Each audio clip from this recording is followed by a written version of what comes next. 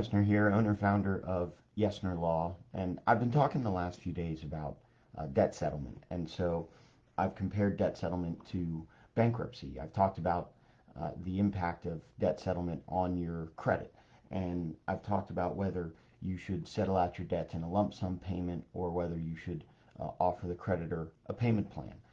Today, I'm going to be talking about debt settlements and consolidation loans. I'm going to be comparing a debt settlement and a consolidation loan. But I got a few questions for you first. Have you tried to settle your debt only to find that your creditor wants too much as a down payment? So they say, well, we'll settle it for 30%, but you owe 10, so that requires a $3,000 down payment. And if I had 3 grand, I wouldn't be in this situation where I needed to settle my debt.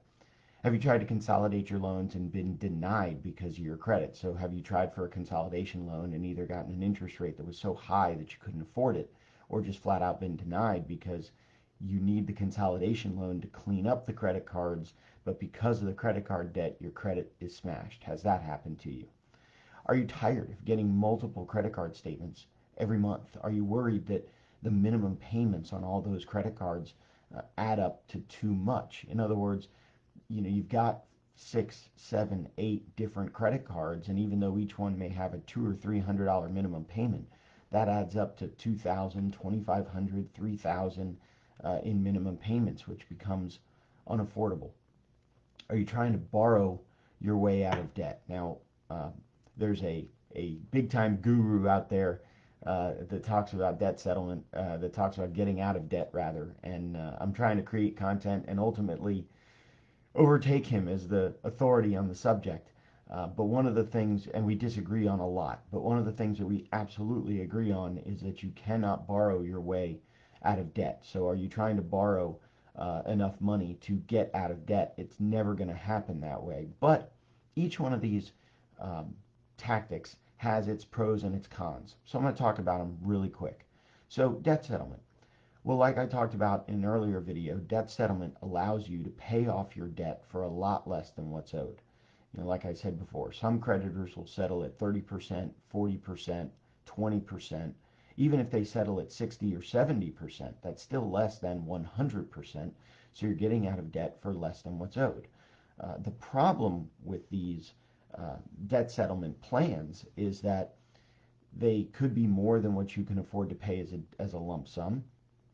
And even if you have high minimum payments and you put all of them on payment plans, then you're still having a huge payment. So maybe you had minimum payments of $2,000 or $2,500 amongst all of the cards, and so you're able to get them settled, but now your minimum payments are still $1,250, $1,500, still something that may be a little bit more than what you could afford to pay. Plus, the other issue with these debt settlements, like I said in an earlier video, it's sort of like a house of cards, and so you either have to settle them all, or you might as well not settle any of them, because if you settle 4 out of the 5, and then that 5th one sues you because you can't pay it, the whole house of cards comes tumbling down anyway. So debt settlement is a bad idea, I think, if there are multiple debts. Now, let's compare this to consolidation loan. Consolidation loan is good in that it takes multiple different interest rates and turns them into one interest rate. It smooths out your rate of interest.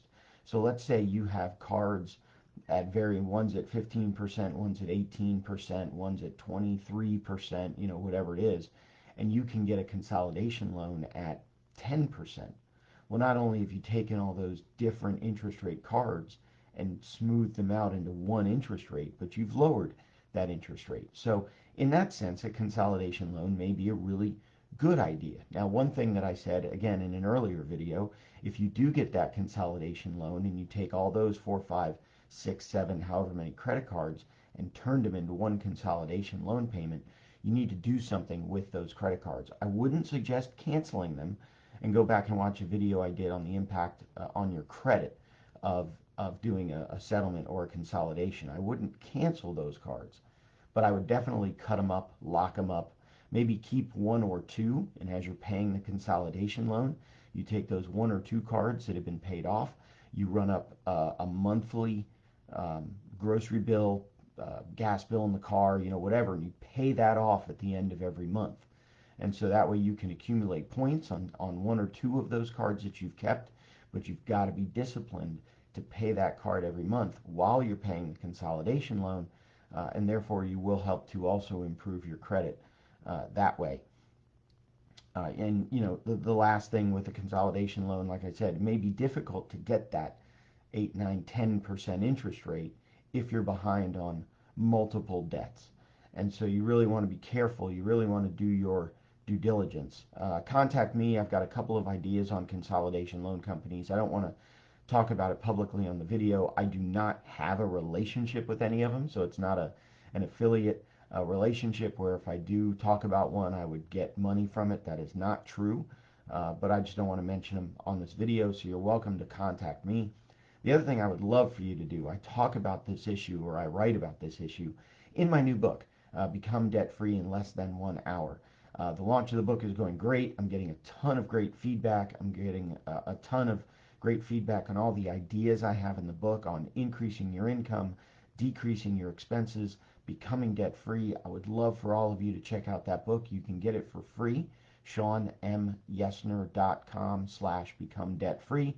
Again, SeanMYesner.com/become debt free. You can get that free book there at that website. And there's some other offers that I have there for you if you do buy the free book. So be prepared for that. There's other paid offers that you can buy if you get the free book. So be prepared for that.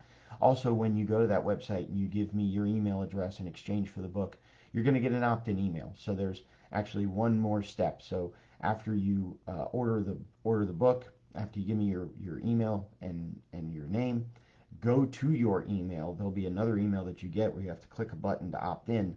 Then you'll get your free copy of the book on PDF. So, again, debt settlement versus consolidation loans, I think both are great tactics if used correctly. I think I'm probably a little bit more partial to debt settlement, but certainly there's situations where a consolidation loan might be better.